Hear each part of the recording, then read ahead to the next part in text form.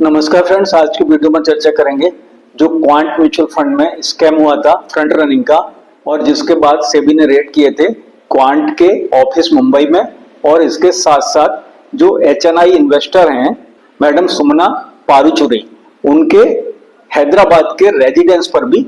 सेबी ने छापे डाले थे। और उसके बाद से क्वांट म्यूचुअल फंड में काफी हलचल है और काफी परफॉर्मेंस भी इसका डाउन आया है। तो जब सेबी ने रेड डाले तो सेबी ने यह पाया कि बहुत सारे डॉक्यूमेंट्स वहां पर मिसिंग थे और बहुत सारा डाटा सेबी की रेड से एक दिन पहले ही डिलीट किया जा चुका था कंप्यूटर से। बहुत सारा डिजिटल जो इंफॉर्मेशन थी वो गायब कर दी गई थी, जिससे कि सेबी को शक है कि सेबी की रेड पहले से ही लीक हो गई थी और वहां पर संदीप टंडन और सुमना पारूचुरी जो कि हैं एक एचएनआई इन्वेस्टर, उनको पहले से ये बात पता थी कि सेबी की रेड होने वाली है। अब क्वांट म्यूचुअल फंड ने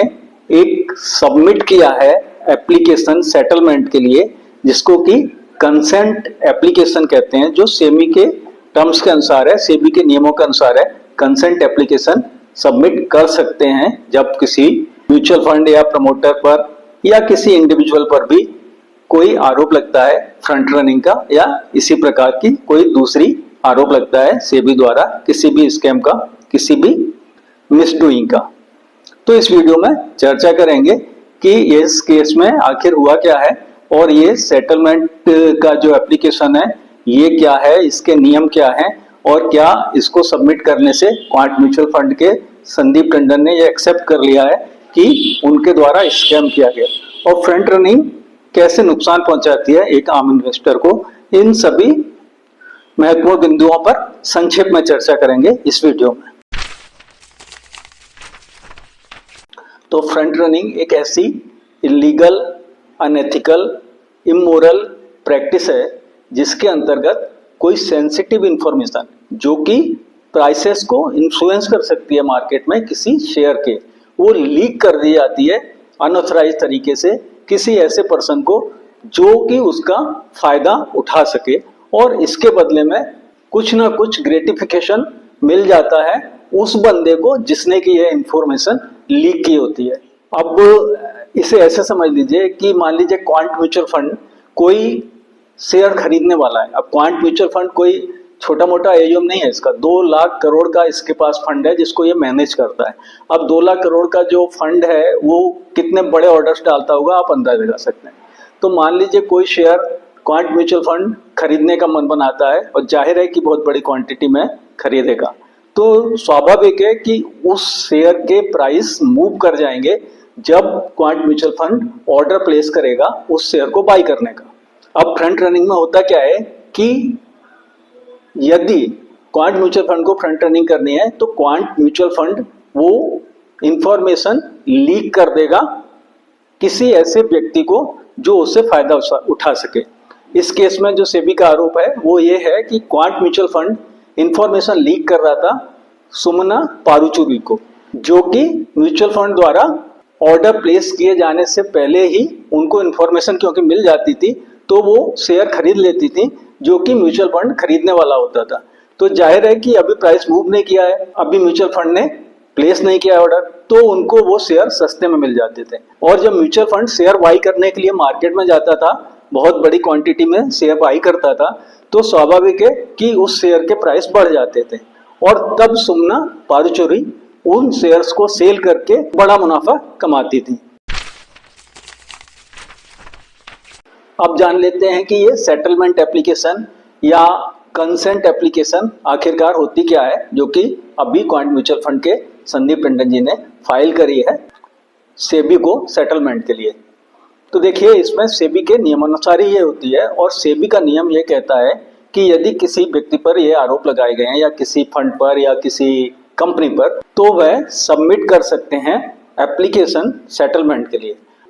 अब इसमें जो संदीप टंडन जी ने एप्लीकेशन फाइल करी है, तो उसका मतलब यह नहीं है कि उन्होंने यह अपने ऊपर आरोप एक्सेप्ट कर लिए हैं।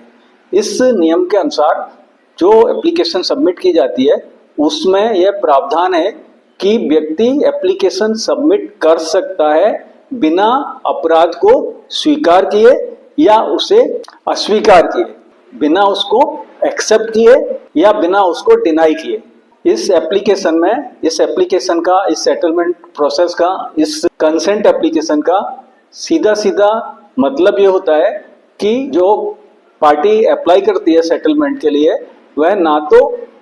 एक्सेप्ट करती है एलिगेशंस को और ना ही डिनाई करती है। वह सेबी से सिर्फ यह रिक्वेस्ट करती है कि आपको जो पेनल्टी लेना है वो ले लीजिए और यहाँ पर मामला खत्म करिए, जिसको सेबी स्वीकार कर भी सकती है और नहीं भी कर सकती है। यह सेबी का अधिकार है। तो कोई भी इन्वेस्टर्स को यह नहीं समझना चाहिए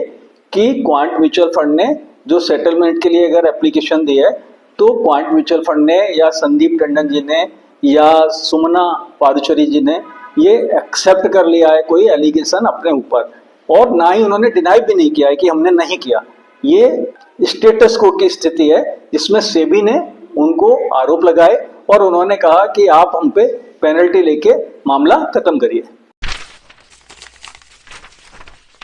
अब प्रश्न पैदा होता है कि ऐसी स्थिति में इन्वेस्टर्स क्या करें, रिटेल इन्वेस्टर्स क्या करें, क्योंकि लगातार पिछले कुछ समय से शेयर मार्केट में और म्यूचुअल फंड में भी इस तरह के सूचनाएं, इस तरह की इंफॉर्मेशन, इस तरह की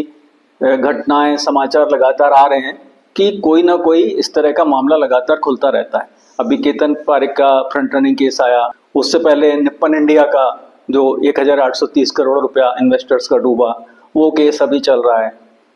जिसमें कि सीबीआई इंक्वायरी तक बात पहुंची है, और उससे पहले से ये क्वांट वाला मामला चल रहा है। तो ऐसी स्थिति में क्वांट के इन्वेस्टर और कोई भी रिटेल इन्वेस्टर किस तरह से इन्वेस्ट करे और क्या करे। तो देखिए, क्वांट अपने आप में अभी तक क्वांट ने बहुत अच्छे रिटर्न्स दिए हैं, और जहां तक फ्रंट रनिंग की बात है तो फ्रंट रनिंग एक गंभीर बात भी है और नहीं भी है। अब दोनों बात एक साथ इसलिए कि गंभीर बात इसलिए कि यह एक ब्रीच ऑफ ट्रस्ट है। ये आप इंफॉर्मेशन अपने बेनिफिट के लिए लीक करते हैं और दूसरे बंदे के बेनिफिट के लिए लीक करते हैं, वो उसका फायदा उठाता है और इन्वेस्टर की कॉस्ट पर ही उठाता है।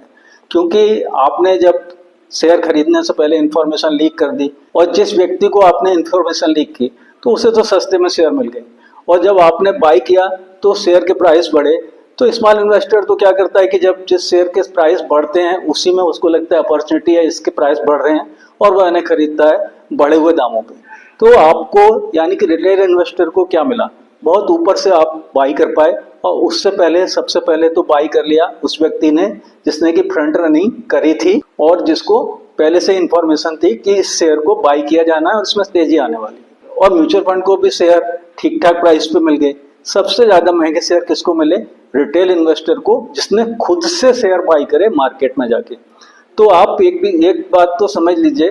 कि यदि आप स्वयं से शेयर मार्केट में इन्वेस्ट करते हैं तो आपको बहुत ज़्यादा चांस है कि आप लूज करेंगे मनी शेयर मार्केट में। तो म्यूचुअल फंड के अलावा कोई रास्ता आपके पास है नहीं जो रिटेल इन्वेस्टर है इन्वेस्टमेंट के लिए। अगर आप डायरेक्ट जाएंगे तो ऑपरेटर ड्रिवन बहुत से शेयर्स होते हैं, उस पर कभी बाद में चर्चा करी जाएगी, लेकिन आप शॉर्ट में समझ लीजिए कि ऑपरेटर पहले से शेयर बाई कर लेता है और अपनी कुछ पार्टीज को बाई करा देता है, उसके बाद प्राइस को ऊपर मूव करना शुरू करता है, और जब प्राइस बढ़ता है तो ऑपरेटर्स ड्रिवन शेयर्स का, तो स्मॉल इन्वेस्टर्स उन शेयर्स को खरीद लेते हैं, और जब स्मॉल इन्वेस्टर खरीद लेते हैं तो जो ऑपरेटर है और उसकी जो पार्टीज हैं वो शेयर डंप कर देती है मार्केट में, और इस तरह से स्मॉल इन्वेस्टर को एक बड़ा नुकसान उठाना पड़ता है। तो आप डायरेक्ट इन्वेस्टमेंट शेयर मार्केट में करेंगे तो बहुत ज़्यादा चांसेस इस बात के हैं कि आप पैसा डुबाएंगे। तो म्यूचुअल फंड के अलावा स्मॉल इन्वेस्टर के पास कोई रास्ता है नहीं। तो इन्वेस्टमेंट तो आपको म्यूचुअल फंड के द्वारा ही करना है। अब किस म्यूचुअल फंड में करना है, कैसे करना है, उतना भर का डिसीजन बस आप ले सकते हैं। यह वीडियो सिर्फ एजुकेशनल पर्पज के लिए है, यह कोई इन्वेस्टमेंट एडवाइस या रिकमेंडेशन नहीं। इस वीडियो में इतना ही, मिलते हैं अगले वीडियो में।